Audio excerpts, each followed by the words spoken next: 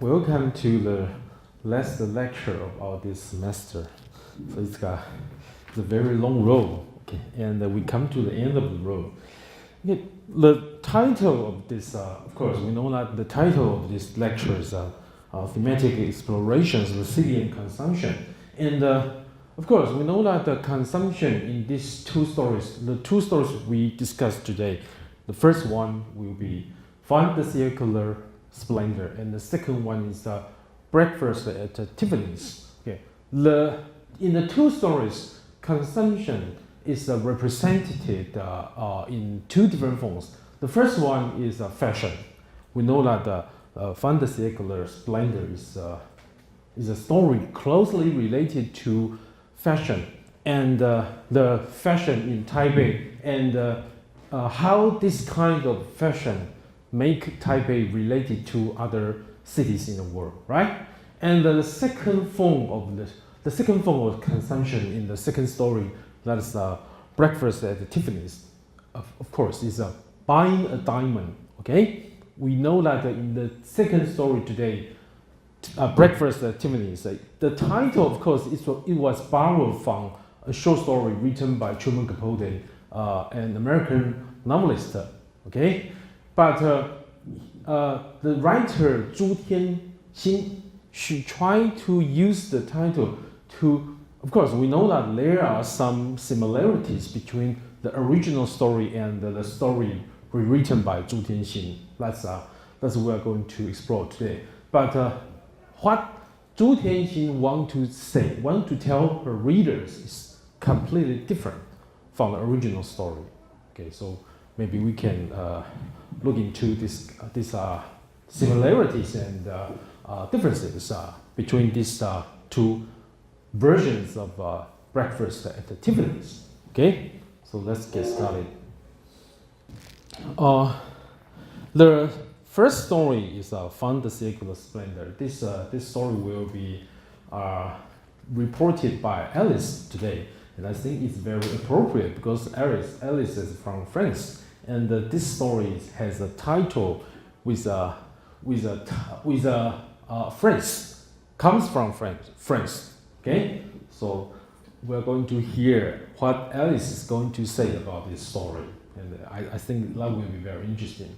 But just from the title, we know that what is Find the Circular? Find means end, right? The means of, circular means century, so it's the end of the century splendor.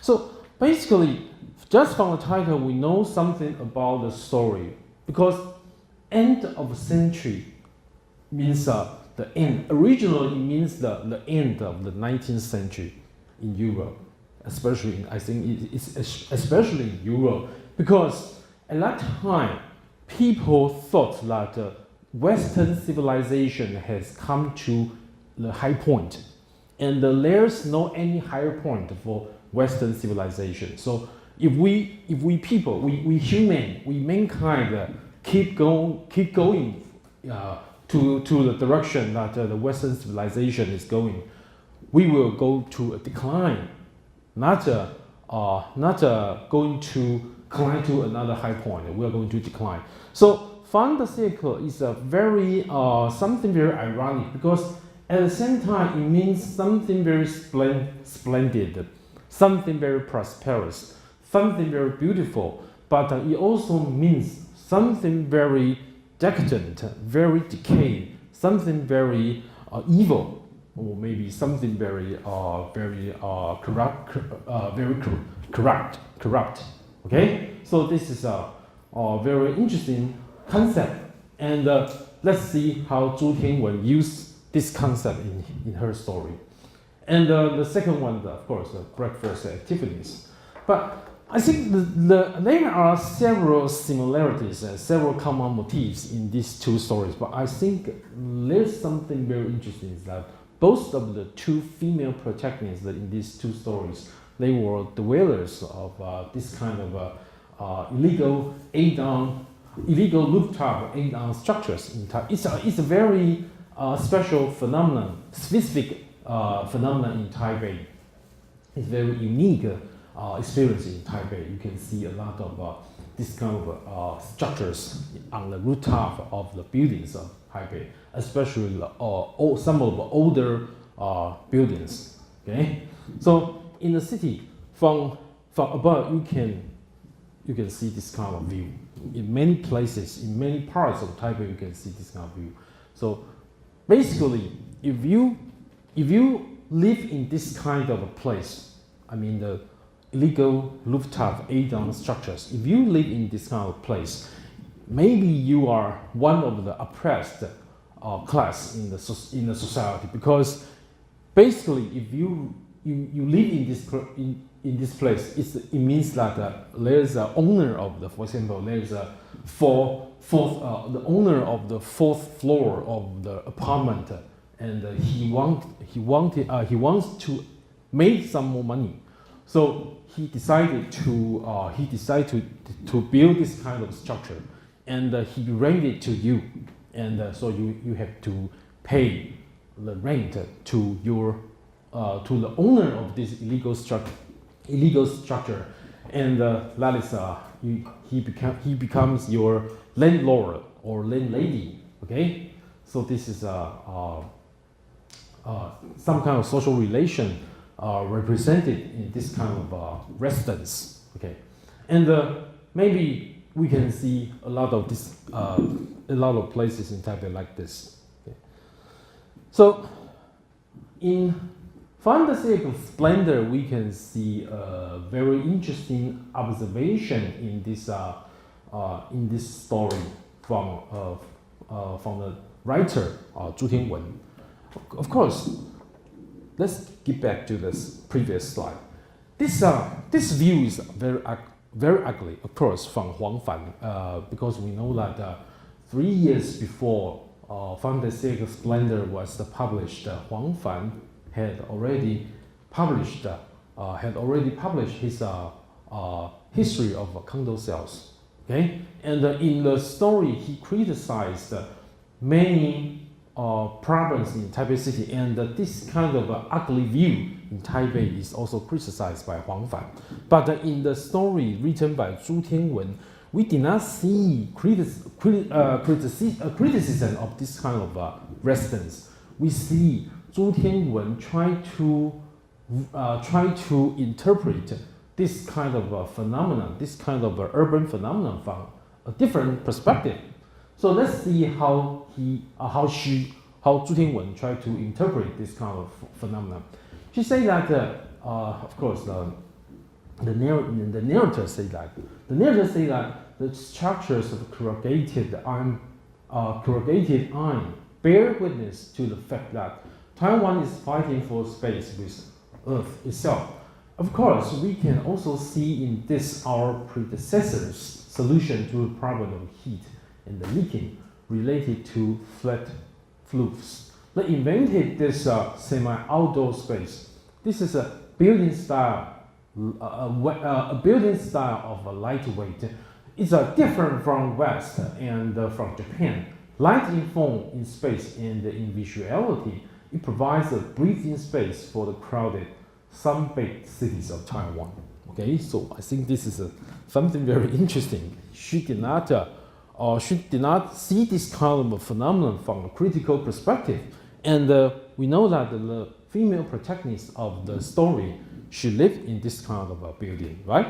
In this kind of structure. This kind of illegal rooftop A-down structure. That in Chinese is a 违建, okay? Okay.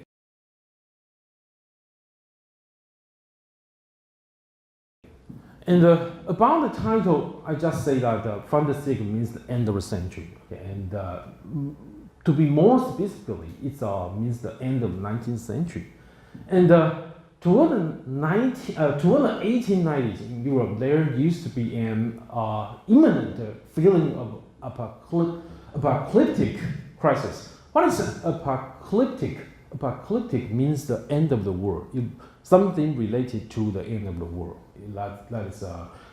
This is an allusion to the Bible. Okay, so apocalyptic means end of world crisis. Many people in Europe and especially many many people in the Christian countries, they thought that that might be the end of humanity, the end of human being. Okay, the 19th century. Okay. Actually, in Europe, there's always some Christian who say that at the end of the century, at which century was. Yeah, so it's repeated again and again. Yeah, so it doesn't have to be 19th century, not only end of 19th, because every 100 years they say this, but every 100 years they were disappointed because the end of the world never came. Okay, so this is something very interesting in the Christian culture. Okay, so in this crisis, the Western civilization was depicted as both splendid in the decade, refined in the decadent, beautiful in the pessimistic. Okay, so this is something very interesting at that time. Okay, so all the great European cities, Paris, London, Vienna, were a part of this cultural ambience.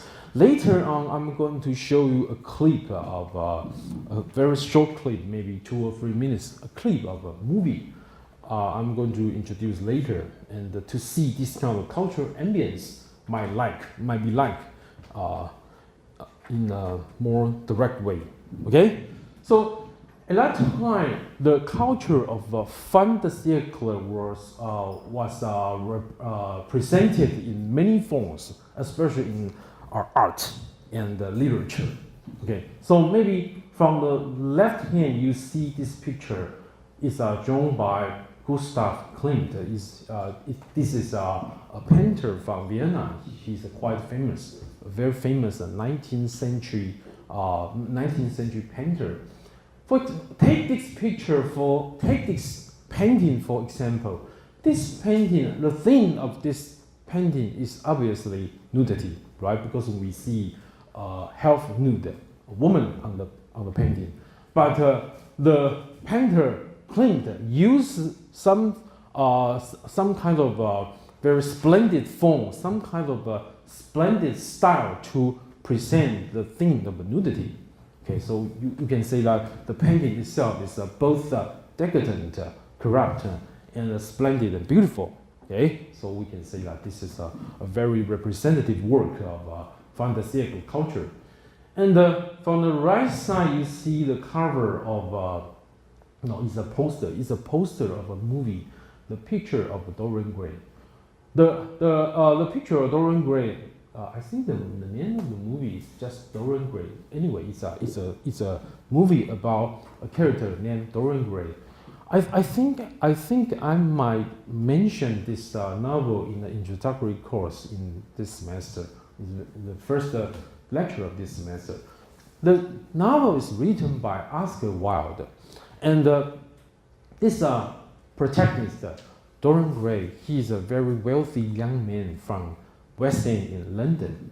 And in the story, we see Dorian Gray. Someday, a painter made a portrait of Dorian Gray, and Dorian Gray became very obsessed with the painting, and he tried to he made a wish that he want to stay that way. He want to keep the appearance of a youth forever. Okay, and his wish came true. So in the story, he kept it that way for almost 20 years. He's always looked so young, and but on the other hand, the picture, the portrait of Dorian Gray became more and more uglier and uglier, older and older. Okay, but the always young Dorian Gray became more and more evil, more and more decadent, more and more corrupt in his behavior. He killed people, and both directly and indirectly. And he also collected all kinds of works of art, all kinds of perfume, all kinds of wine, all kinds of jewelry. Okay, he lived out his licentious life in all possible ways. Okay, so we can say that his life is the representative example of the fan de siècle culture. Okay, so this is a work written by Oscar Wilde, the British Irish novelist and the playwright. Oscar Wilde, a very important writer. Okay, let's see a very short passage in the novel. The picture of Dorian Gray is the years wrong. It's 1890, not 1990. Okay, so we can see there's a very strong sense of fin de siècle culture in this novel. Okay, so from the dialogue between three characters, we can see this. The first sentence is by a hostess of a party, Lady Narborough. Lady Narborough says that nowadays all the married men live like bachelors, and all the bachelors like a married man. This is something very ironic and something very witty. It's always present in Oscar Wilde's or works. Because he says something cute, something smart like this. He always say something smart, something cute like this. Okay, so the one of the guests, Lord Henry, one of the important character in this novel, he said fin de siècle.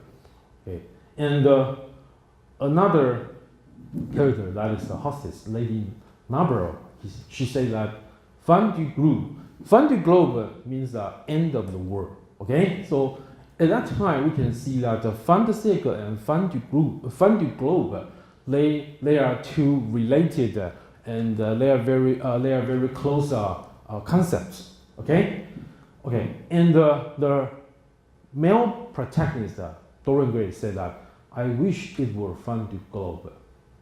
He said it with a sigh. Life is a great disappointment. Okay, so even though the life at that time is very great, the life at that time is very splendid, but many of the higher class society members, they feel some kind of retirement, some kind of disappointment of life. Okay, I think this is maybe this is about their culture, their way of living.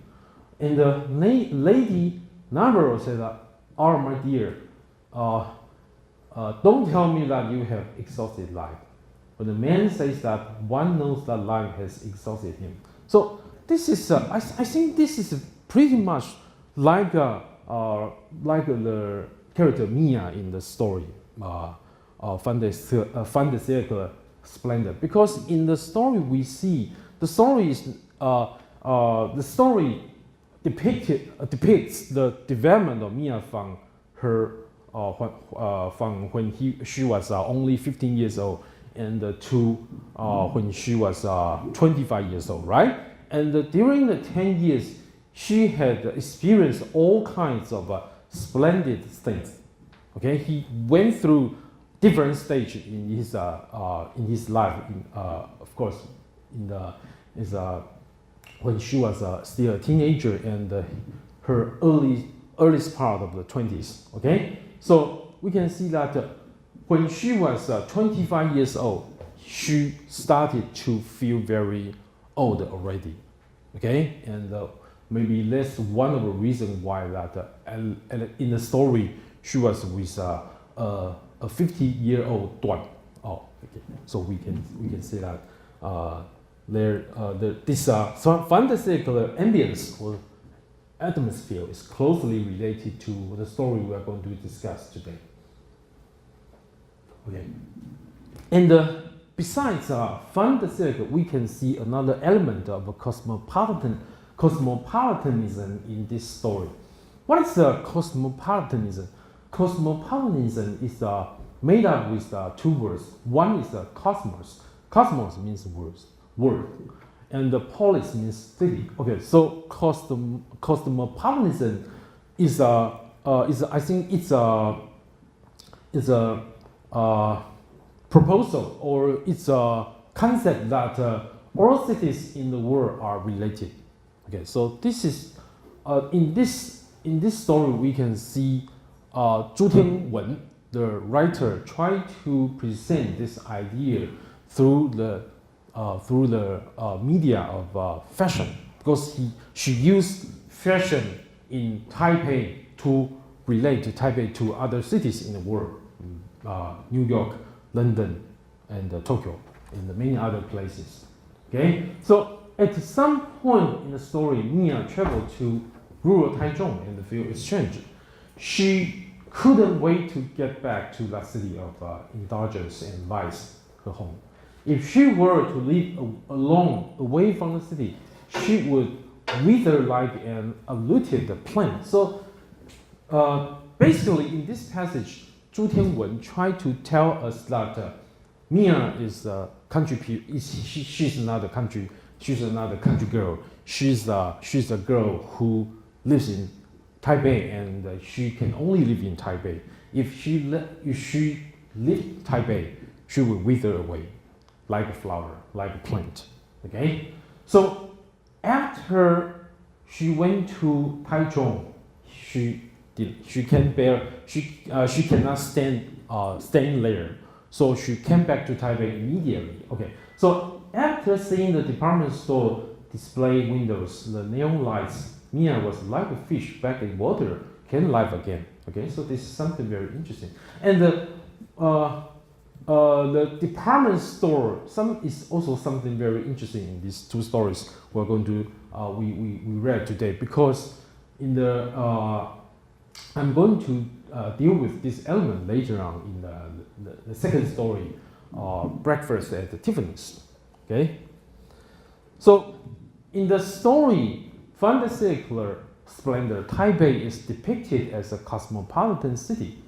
Okay, so all the fashion brands in the world, such as Galliano, Chanel, Issey Miyake, Moschino, and Armani, constitute the connection among the cities.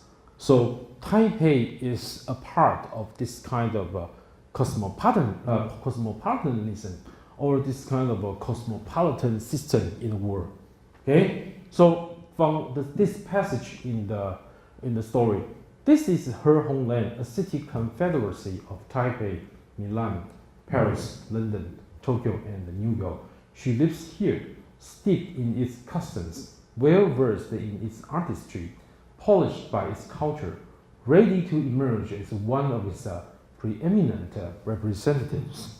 Okay, so this is the characterization of the girl Mia.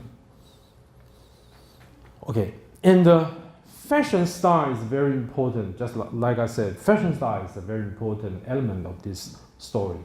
So in this way, we see in the theme of cosmopolitanism, we see how Zhu Tianwen used the element of fashion style, because we know that Fantasycler is a very interesting thing in Europe, and we also see another very interesting in Europe, something very interesting in Europe. In the 19th century, there's chinoiserie in Europe.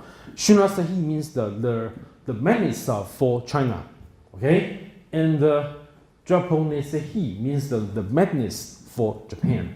Because at that time, many of the European countries, the people in European countries, they like the element of China and Japan very much. So they incorporate this kind of element, this kind of oriental elements into their life, into their art, into their every aspect of society.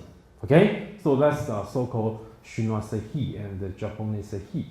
Okay, so in the story we see this kind of Orientalism repeats itself after a century. A century after Japoneserie in France. Okay, so by this is a passage in the story. By this spring, of course, we know that this spring is the spring of 1989. By this spring, the nostalgic trend had turned licentious. It was the licentiousness of the Orient, lot of wearing embroidered jackets inside out. Mia had done that for years, so Paris and Milan were trailing behind her. Okay, so basically, we know that we assume that usually we assume that Taipei would follow the trend in Milan and Paris, but from the provided by Zhu Tianwen in this story. Sometimes Taipei also led Paris and Milan in fashion style. So we know that Mia is one of this example.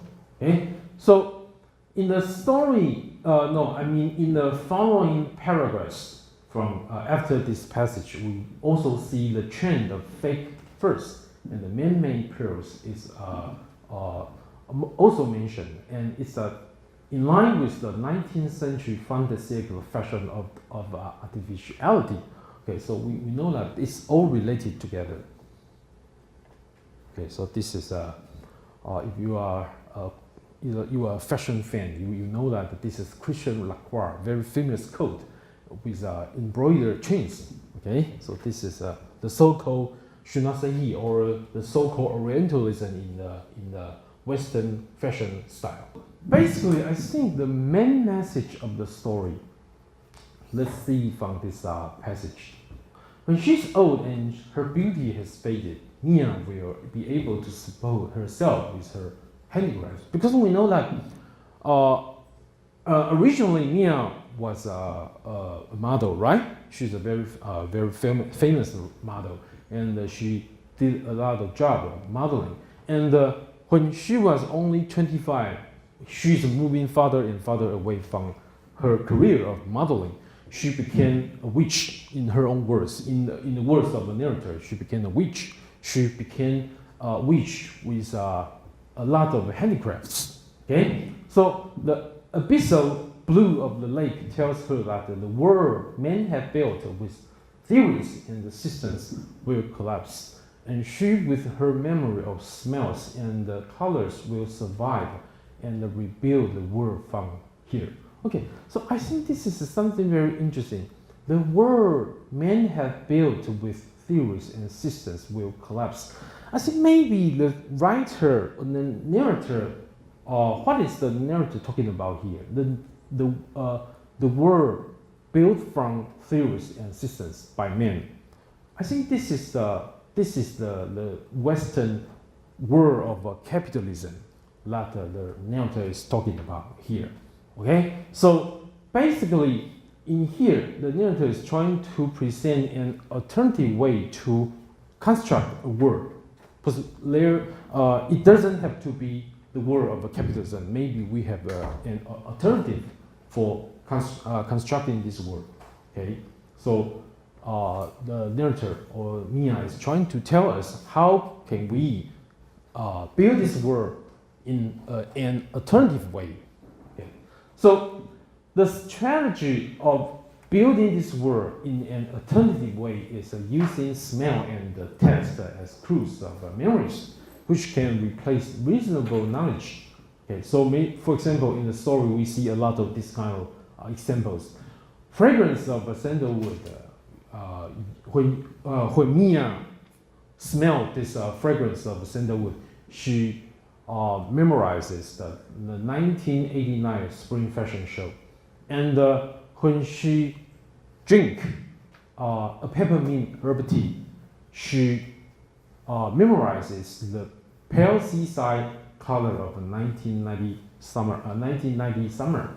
Okay, so this is something very interesting and important in the story. And in the story, we also see Mia trying to present the world from another perspective, because we know that in capitalism we try to depict, we try to capture the world. For example, we capture the world in camera, we capture the world in all kinds of objective ways. But there's another alternative to capture the world. Okay, so let's see how Mia and her lover Duan try to depict, try to capture the world. When Mia and Duan are not talking, they watch the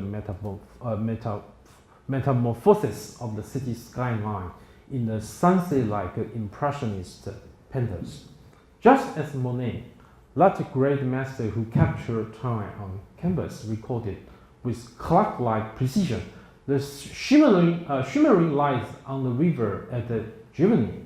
On a single day, they too are entranced by the subtle changes in the surroundings caused by the shifting hours. Okay, later I'm going to show you the pictures drawn by Claude Monet.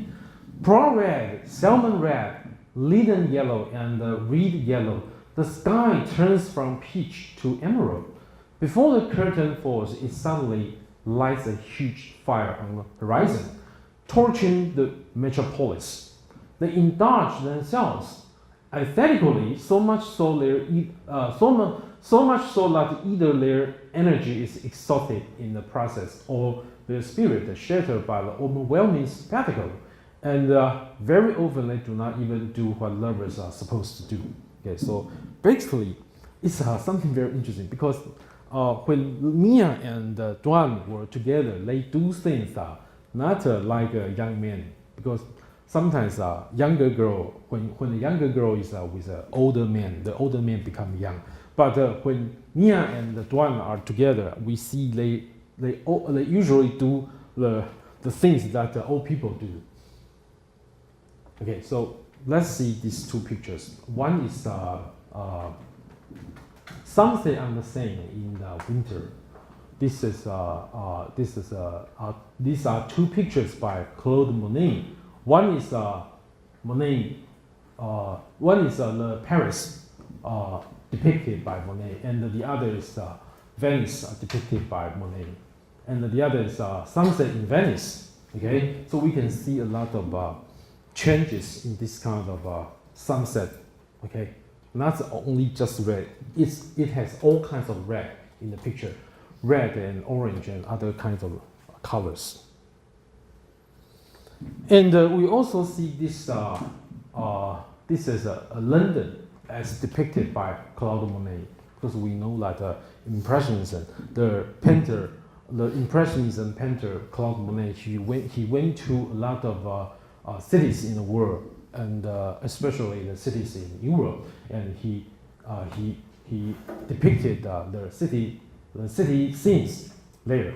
Okay, so we have seen these two pictures drawn by Claude Monet. One is the Houses of Parliament, and the other is the Houses of Parliament sunset. From these two pictures, you know that the two places depicted in these two pictures are the same. That is the building of the Parliament in London, okay, in the west end of London. But because of the time changed, so the depiction of the same place changed. Okay, so basically, I think the story is a short biography of Mia, and in this story we see the transformation of Mia's role into 3 stages, and in the process we see a lot of gender issues discussed by Zhu Tianwen. First of all, the story is mainly about the transformation of Mia.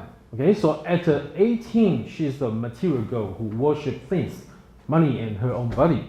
Okay, so this is the first phase in the story of Mia. And at 20, she became cruel like a queen bee, whose only purpose was making money.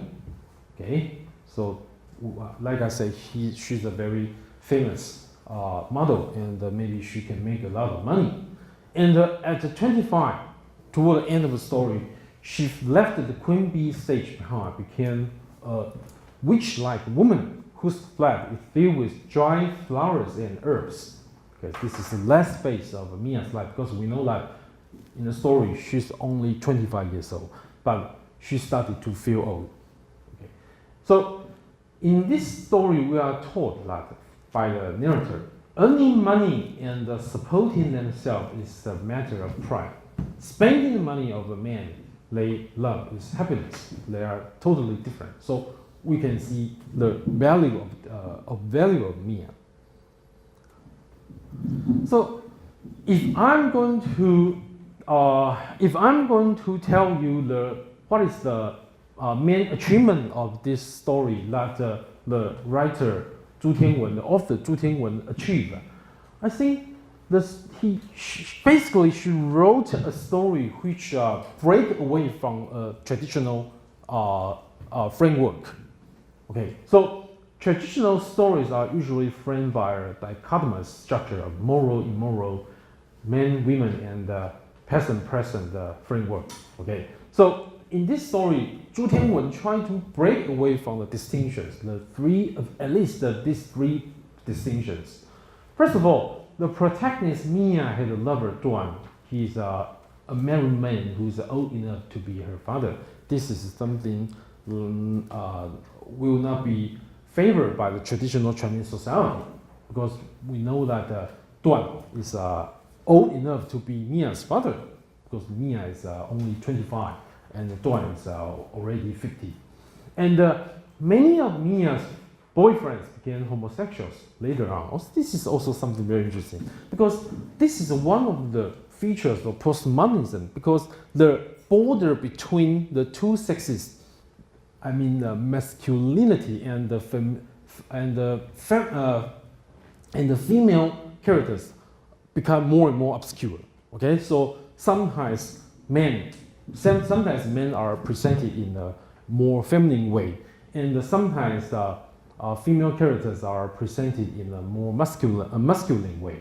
Okay, so the border between two sexes are getting more and more obscure.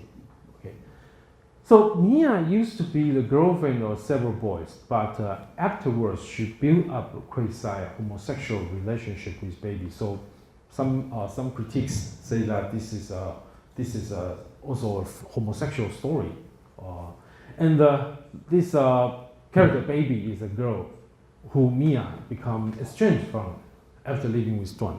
Okay, so this is I think several important points of this story.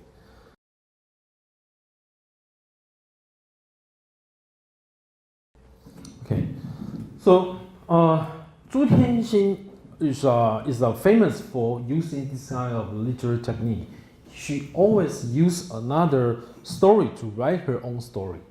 Like I said, she used to write a story named O Capital. And the original story is written by the Nobel Prize winner Yasunari Kawabata. Okay? And she also used to write a story named Death in Venice. And the original story is written by another Nobel Prize winner, the German novelist Thomas Mann. Okay? Okay, so in the story collection, the Old Capital, we see that another story is Breakfast at Tiffany's. The original writer of this story is Truman Capote. She's a very important modern American story writer. The movie was made in 1961, and Audrey Hepburn, she's a very famous female character very very famous actress in America history of film. And Audrey Hepburn played the female leading role, Holly Golightly, a female socialite living in Upper East Side, New York. Okay, so basically, we know that the story is about this girl, Holly Golightly, and Holly Golightly is one of the most famous character in American film. Okay, because this is a very attractive girl. She's quite mysterious, but later on in the movie, we are going to know that she's just a girl from Texas, and she's struggling in New York City. She lived in New York City. She didn't have a job.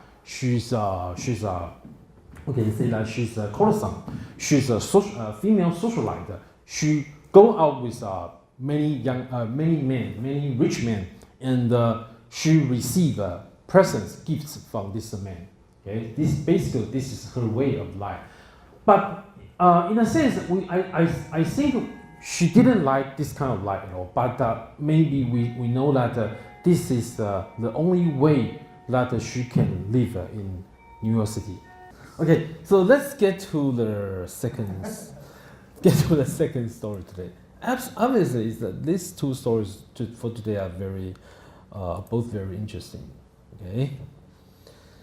Okay, so I have played a clip from Breakfast at Tiffany's, but if you did not see this, you can check it on the internet. But here I list a few lines from the character in Breakfast at Tiffany's, Holly Golightly. She said that what I found the most good is just to get into a taxi and go to Tiffany's. This just from the opening scene of the movie. It calms me down right away. The quietness and the proud look of it. Nothing very bad could happen to you there. Not with those kind men in their nice suits and the lovely smell of silver and alligator wallets. If I could find a real life place that made me feel like Tiffany's, then I'd buy some furniture and give the cat a name. Okay, of course, I think this is something very similar to this the character, the unnamed character, the unnamed protagonist in the story we read today, because the unnamed protagonist, the unnamed female protagonist in Zhu Tianxin's story, Breakfast at Tiffany's, she also thought that buying a diamond ring can calm her down, can make her feel comfortable. Okay, so that's the one thing which is very similar among this between these two stories. The original Breakfast at Tiffany's and the rewritten version of Zhu Tianxin. Okay. The beginning of the story, with the opening paragraph of the story, we already see some kind of political cynicism in Zhu Tianxin. The story opens in an interesting way. According to a narrator, the year in which she came up with the idea of buying a Tiffany diamond ring was the 6th year of CPBL. CPBL is the Chinese Professional Baseball League. It's 职棒6年. Okay, so this year we can unmistakably identify as 1995 or the 18th year of RC. But I think the reason why the narrator, the protagonist narrator, used this to describe the time of the story is quite interesting, because maybe I think against the background, because the story is published in 1995, and like I said, Zhu Tianxin is a very political writer. At that time she felt the political power of the mainlanders are threatened by the DPP. Because at that time DPP started to grab the dominance of KMT. So it's something very interesting from the beginning of the story. So throughout the story, we can see a lot of political questions, political problems discussed by the narrator, the protagonist narrator, and she showed a very great disbelief of politics. Okay, so this is I think this is something very commonly seen in Zhu Tianxin's story. Okay. And I talk about department store because in the first story, from the circular, the narrator mentioned the department store, and in this story we also see department store. In the story, the high-end department store was depicted by narrator as a modern museum. This is something very interesting, and an analogy which interests us a lot. It is quite like the way Jacques Baudelaire described the 19th century version of department store, the Parisian arcades. Okay, so later I'm going to explain to you that the reason Baudelaire described department store as a modern museum. Okay, so according to Walter Benjamin's Charles Baudelaire, a lyric poet in the era of high capitalism, among the citizens in Paris, there was a type of them named les flâneurs, the street strollers. These street strollers, they are very interesting characters. Okay, so this is one of the Parisian arcades. Of course, it's not the 19th century, it's in the present time. We still can see some arcades like this in France, especially in Paris. Okay, when they enter, they means this flaneur. When they enter into the arcades in Paris, those places felt like a marketplace of phantasmagoria. That's phantasmagoria means fantasy. Okay, thus window shopping was nothing more than sleepwalking. Okay. This feeling of phantasmagoria refers to not only how stunning and splendid the arcades were, but also to the fact that the flaneurs were not buyers, they are watchers. Because they only do window shopping. They don't have money. They didn't have money to buy the products provided by this arcades, by this department store. Okay, so it's like so going to department store, going to this Parisian arcades is like going to modern museum. You go into the museum and you just watch them. You cannot buy them because you don't have enough money, and you can't buy anything from the museum, right? Okay, so they could not afford those commodities in the window. So Zhu Tianxin's museum analogy refers to the same fact. For most of the people in Taipei, the items in the department store are too expensive. So those who do window shopping are only visitors, not buyers.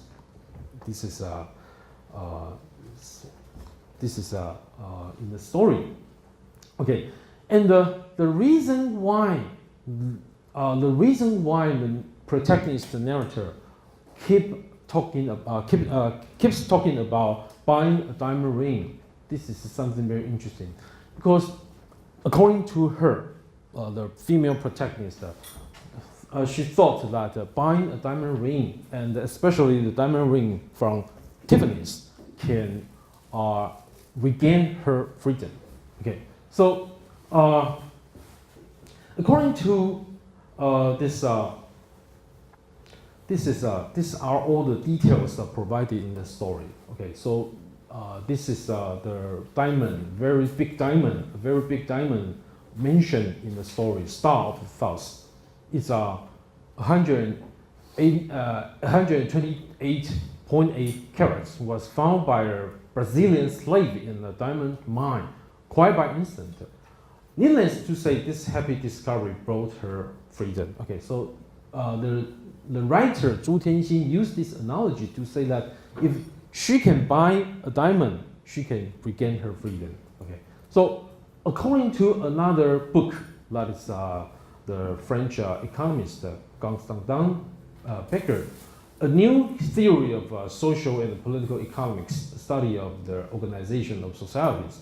Putting your labor up for hire constitutes the beginning of your life as a slave. Well, I have been a slave for 9 years already. This is according to the narrator. So I need a diamond ring in order to regain my freedom. But this is something very interesting, because it's quite ironic. Later on, we will find out that. So she bring up a plan to buy this diamond ring she needed in order to regain her freedom. Buying the diamond ring is the main event of the story. It is quite interesting to see how it is done. First, she decided to carry out her plan on Valentine's Day, and she even got a credit card in order not to make her look like a country bumpkin, because not a man in the department use cash to buy a diamond ring. So she had to get a credit card before she went to the department store to buy the diamond ring. And the second, she prepared her wardrobe deliberately. She wear a pair of Mary Jane high heels, a Dolce & Gabbana backpack, both in discount, and she also wore Armani perfume bought from tax-free imports shop. Okay, so this is her plan. And out of caution, she assumed how hard she should push the door in previously, and how many steps she would need to reach her diamond ring display case to prevent herself from making a fool of herself.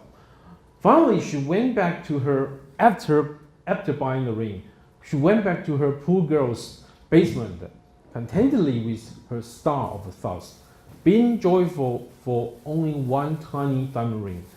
Okay, so later on we are going to find out what did Zhu Tianxin try to express with this. Okay, so let's see the two, this parallel between Wholly Golightly and the protagonist. Wholly Golightly said, like I said, I have mentioned it, it calms me down right away, the quietness and the proud look of it. Nothing very bad could happen to you later. Later means the Tiffany's, right?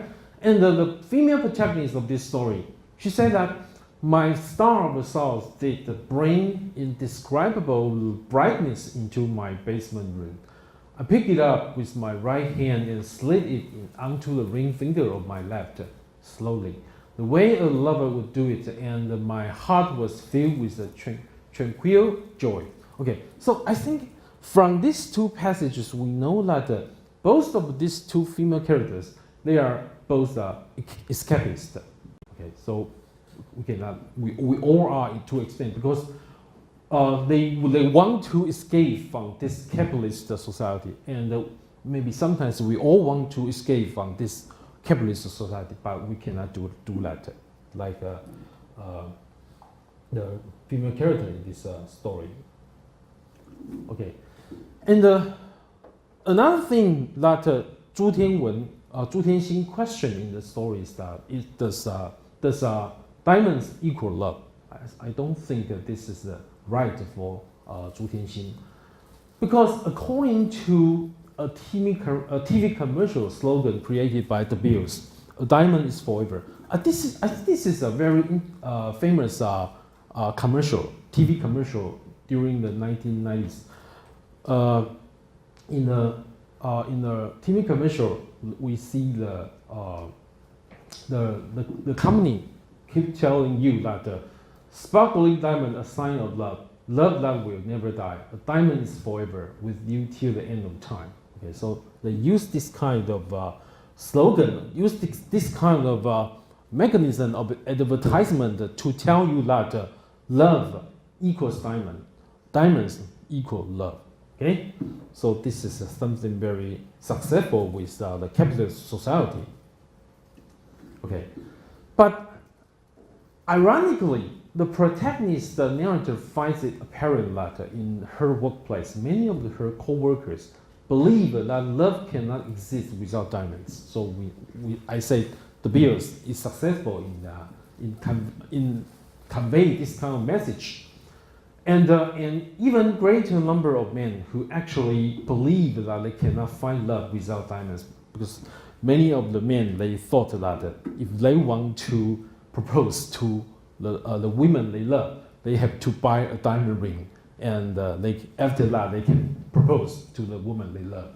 Okay, so but according to the protagonist narrator, she said that why would you want to own something that will not rot or decade after you die? This is a very good question. So according to from this perspective, we can say that maybe this female protagonist, the narrator, would not buy a diamond ring. But ironically, after she had an interview with a writer named A in the story, she started to think about buying a diamond ring in order to regain her freedom.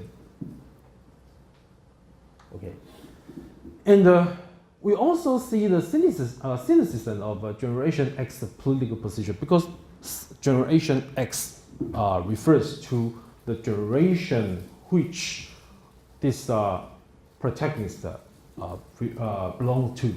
Okay, the narrator told the writer A that she had voted a good-looking candidate in the mayor election. Then A asked whether she had been a supporter of the candidate's party. The narrator replied that all parties are boring. Okay, so this is a disbelief of all the parties, all the politics in Taiwan, both KMT and the DPP. Okay.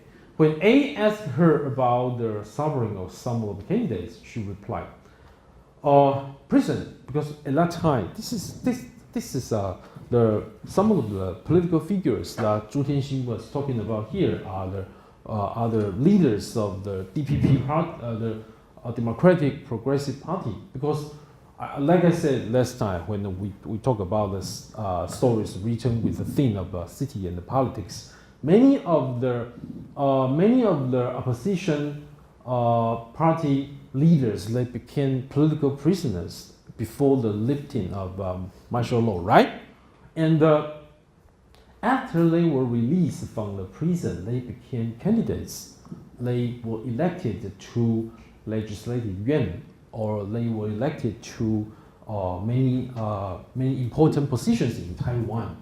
But from Zhu Tianxin's perspective, she thought that not from Zhu Tianxin, maybe Zhu Tianxin thought that, but from the perspective of this protagonist narrator, this is some kind of political capital, right? You go into jail, you went into jail, and after that, you can be voted for a political position. So being in jail is becoming some kind of political capital. Okay. So the narrator said that prison, isn't that a sort of investment gamble? Isn't it the risk you assume when you join an opposition movement against a third world totalitarian government? Okay, so she thought that this is some kind of political investment if they decided to go into jail. Okay, so it's like when we invest in a friend's business or when we buy stock. Sometimes we make money, sometimes we lose it. This is something very cynic to say. Compared to members of the older generation, these people, still in the prime of life, have promptly reaped visible gains. So in my view, the returns on their investment seem reasonable. Okay? So for the narrator, political activists are like entrepreneurs. Okay, so I think to some extent this is true in Taiwan. Because if you review the political experience of some of the leading figures in DPP, they all used to be political prisoners. The narrator also declared her view on identity problem. She said that Taiwanese and Chinese, but in Taiwan, she said she'd rather be Japanese. Okay, so she has a very confusing problem of identity in Taiwan. Okay, and we also see consumption and the social problems, because in the story, Zhu Tianxin tried to talk about a lot of questions, not only political problems but also social problems, but and also the problem of consumption in the modern society. Okay, so sometimes consumption and the social problems are related to each other. Okay, so according to the narrator, she said that a significant portion of the money I spend on taxis goes to pay the cabin's rent, while property owners who pay no real estate taxes zip along in their Mercedes-Benz and the BMWs, ride down highways paid by income taxes I'm forced to pay, every cent of them. Okay, so sometimes you just don't want to pay the tax. And after you graduate, you know the feeling. I'm forced to pay the income tax, and at least 20% of what I shell out for subscriptions goes to pay the rent for magazine offices and warehouses. Not to mention the factory rents for printing and typesetting, plus those paid by magazine employees and the various workers like me. This is what is the problem Zhu Tianxin was talking about here. She's talking about the owners. The owners are the real estate owners. They own magazine offices, they own warehouses, they own factories. These are the capitalists in Marxist sense in the society. Okay, so Zhu Tianxin she was just trying to tell us that this is the origin of many of the social problems in the society, because these people, because they have real capitals in the society, so they get richer and richer, and these is white collar workers or blue collar workers, because they don't have this kind of capital.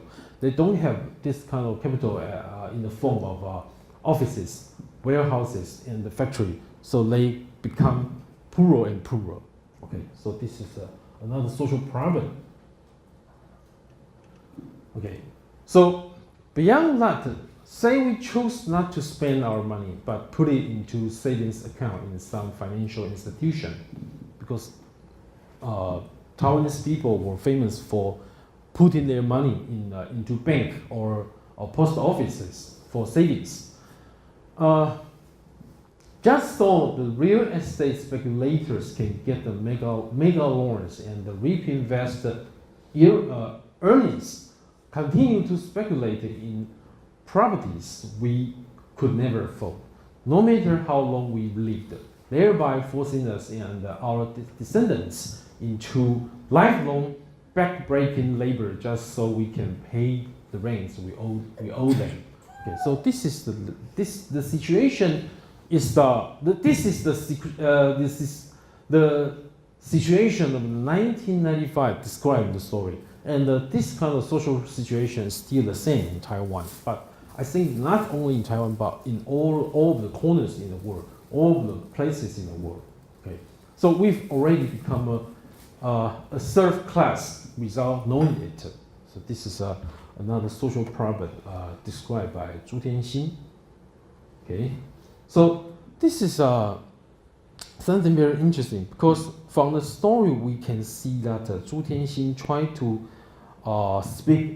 try to discuss a lot of questions, but most of all she wants to talk about the social problems of the discrepancies between the rich and the poor in Taiwan society.